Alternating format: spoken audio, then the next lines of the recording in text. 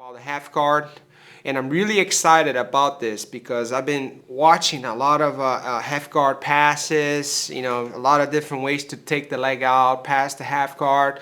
And what I've been seeing is this: people are basically showing you the final product, and what I mean is this: they show you how to pass the half guard from here, but the whole problem about the half guard is the hardest part is to get to that position. You know what I mean? Because when you're in a half guard, the fight doesn't start when you're locking the guy down. You know, for me, if I get the lockdown on the guy, I will pass his guard. That's no way. When the guy is on the half guard, on the bottom, okay, every time that he can escape out, he's gonna create space. Okay, so I want to get rid of his escaping the hips because I want to control the spacing. How am I going to do this from the half guard? People don't realize this.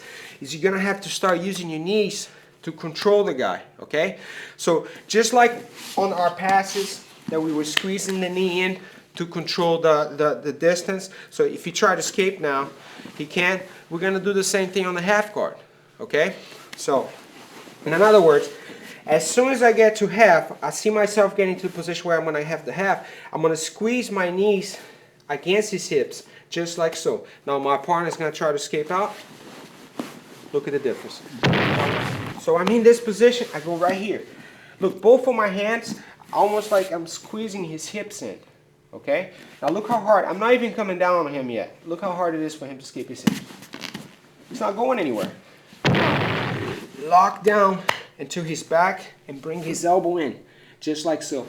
What this is doing is really funny, guys. When I show this, people don't believe it, but it puts pressure into this guy's rib cage right here.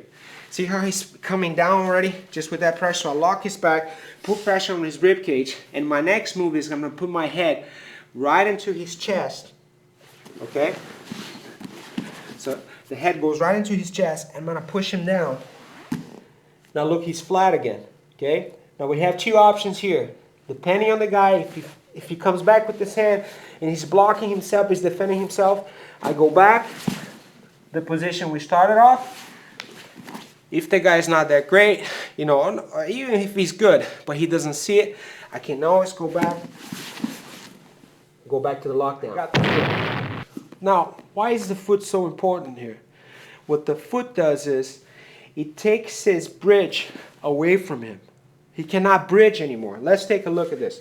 So I'm here, I put the foot, try to bridge, there you go.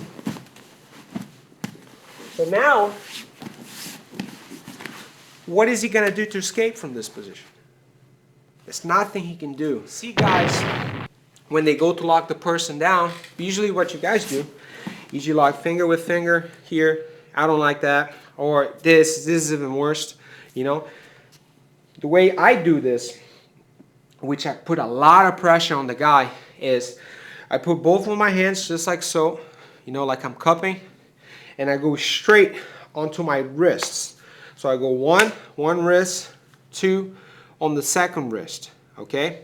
Now what this does is it gives me the opportunity to adjust my grip. So one hand doesn't move.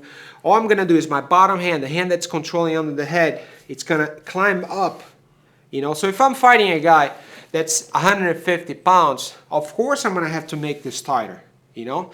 So by having this one size fits all grip, it's not gonna work for a guy like that.